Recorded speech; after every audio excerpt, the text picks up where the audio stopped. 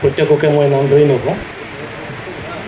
মোৰ সন্মুখত থকা বিশিষ্ট লোকসকল, অভিভাৱকসকল, এই বিদ্যালয়ৰ শিক্ষকসকল, শিক্ষক শিক্ষয়িত্ৰী আৰু অতি মৰমৰ ছাত্ৰ ছাত্ৰীসকল, ইতিমধ্যে প্ৰায় 1:30 বাজিব হৈছে, দীঘলীয়া হৈছে। মই নকওঁ বুলি ভাবিছিলোঁ, চমুকৈ দুটামান কথা মই কৈছোঁ যে 4জন ডেকা ল'ৰাই, 4জন উদ্যমী যুৱকে লগ লাগি এই শিক্ষানুষ্ঠানটো গঢ়ি তুলিছে আৰু কৰিবলৈ সক্ষম হৈছে। আমি আজি কওঁ কাৰ্ভ এ নিচে ফৰ ইট চেল্ফ, এইটো বৰ ডাঙৰ কথা। ইয়াৰ লগত জড়িত মই সৰু সৰু কথা কেইটামান কৈছোঁ অভিভাৱকসকলৰ কাৰণে, যাতে তেখেতসকলে গৈ আন অভিভাৱকক কয় আৰু যাতে ছাত্ৰ ছাত্ৰী আহিবলৈ উৎসাহিত হয়।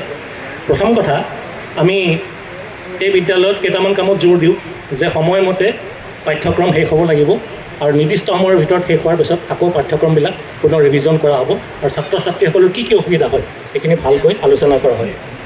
দ্বিতীয়তে, আমি এইখন স্কুলত এইটো ব্যৱস্থা কৰিছোঁ যে শিক্ষকসকলৰ প্ৰশিক্ষণ হৈ থাকিব মাহে মাহে। শিক্ষকসকলে পঢ়ায়, কিন্তু তেখেতসকলৰ প্ৰশিক্ষণ হৈ থাকিব। ইংৰাজীৰ প্ৰশিক্ষণ মই নিজে দিছোঁ, ঠিক তেনেকৈ গণিতৰ কাৰণে, ইকনমিক্সৰ কাৰণে, বিভিন্ন বিষয়ৰ কাৰণে আমি তেনেকুৱা অভিজ্ঞ ব্যক্তি মাতি আনি শিক্ষকসকলৰ প্ৰশিক্ষণৰ ব্যৱস্থা কৰিছোঁ। তৃতীয়তে, ছাত্ৰ ছাত্ৰীসকলে অকল পাঠ্যক্ৰমৰ বাহিৰেও যাতে আন পাঠ্যক্ৰম বহিৰ্ভূত বস্তু কিছুমান জানিব পাৰে তাৰো আমি ব্যৱস্থা কৰিছোঁ। আৰু বিশেষকৈ আমি কম্পিউটাৰ আৰু যিটো কওঁ যে কতিপয় কথাৰ ইংৰাজী, স্পোকেন ইংলিছত আমি জোৰ দিছোঁ। গাঁৱৰ পৰা ভিতৰৰ পৰা ওলাই অহা ল'ৰা ছোৱালী তেওঁলোকে যাতে ইংৰাজী ক'ব পাৰে তাৰ কাৰণে আমি ইয়াত বিশেষ ব্যৱস্থা কৰিছোঁ। গতিকে এই ধৰণৰ কিছুমান আমি সৰু সৰু ব্যৱস্থা লৈছোঁ আৰু ইয়াৰ ফলশ্ৰুতিত আগবাঢ়ি গৈছে, ভাল কথা, আমি আনন্দিত হৈছোঁ। স্কুলখনত ল'ৰা ছোৱালীবিলাকক, ছাত্ৰ ছাত্ৰীসকল কেৰিয়াৰ কাউন্সেলিং, মানে ভৱিষ্যতে কি পঢ়িলে কি হ'ব, আমাৰ অধ্যাপক ৰাণা চাংমাই ছাৰে কোৱাৰ দৰে যাতে তোমালোকে প্ৰতিযোগিতাত অৱতীৰ্ণ হ'ব পৰা তাৰ কাৰণে মই শুভেচ্ছা জনাইছোঁ।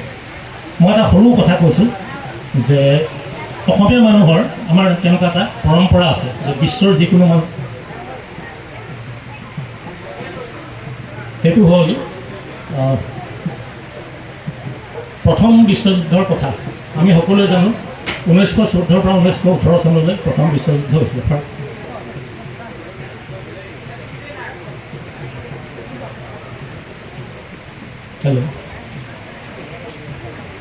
বংগী শুনিবা যে জাৰ্মানীৰ বিৰুদ্ধে ইংলেণ্ডৰ বিখ্যাত মানুহবিলাকে খুব প্ৰচাৰ কৰিছিল।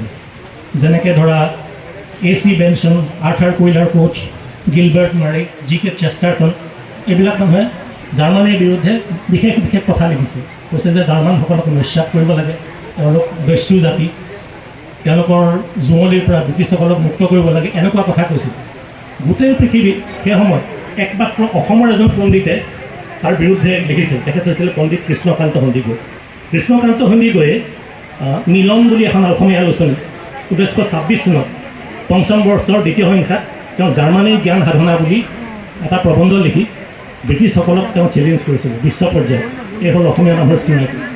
আৰু তেওঁ ইংৰাজীটো পিছত লিখিছে ফৰৱাৰ্ড বুলি এখন আলোচনী। এই বিখ্যাত ইংৰাজ বৌদ্ধিক মানুহবিলাকক তেওঁ প্ৰত্যাহ্বান জনাইছিল যে সেইটো কথা নহয়। গতিকে এই যিটো পৰম্পৰা, এইটো আমি ধৰি ৰাখিবলৈ চেষ্টা কৰিম। আমাৰ ইয়াৰ পৰা গৈ বিশ্ব পৰ্যায়ত প্ৰতিষ্ঠিত হ'ব পাৰে। আৰু শেষত মই ছাত্ৰ ছাত্ৰীসকলক কওঁ যে তোমালোকে যিয়েই কৰা ভালকৈ কৰিবা, কিন্তু ভাল মানুহ হোৱাটো বৰ ডাঙৰ কথা। এগৰাকী ভাল মানুহ হ'ব লাগে, নিজৰ দেশ, নিজৰ জাতিৰ প্ৰতি সচেতন হ'ব লাগে। আৰু মই আশা কৰিছোঁ তোমালোকৰ হাতত দেশ আৰু জাতি নিৰাপদ হ'ব। শেষত এটা বাক্য কওঁ, ইংৰাজীত এটা কথা আছে, what the caterpillar calls the end of the world